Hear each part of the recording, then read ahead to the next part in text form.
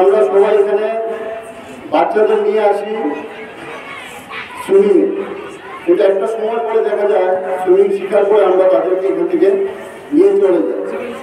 আমাদের মধ্যে একটা ধারণা থাকে যে খেলাধুলা করলে হয়তো পড়াশোনার ক্ষতি হয় বা হবে। এই ধারণাটা টোটালি ভুল। কারণ সারা ভারতবর্ষের মধ্যে যারা প্রতিভাশালী প্লেয়ার সবাই পড়াশোনা করে দেশের বড় বড় আধিকারিক পোস্টে বিরাজমান আছে। বরং আমি বলব যে একটা সুস্থ মানুষ সুস্থ সমাজ গঠন করতে পারে। তো সুস্থ থাকতে গেলে খেলাধুলা শরীরচর্চা দরকার।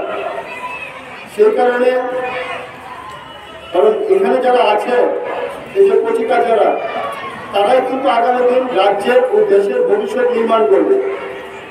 আমাদের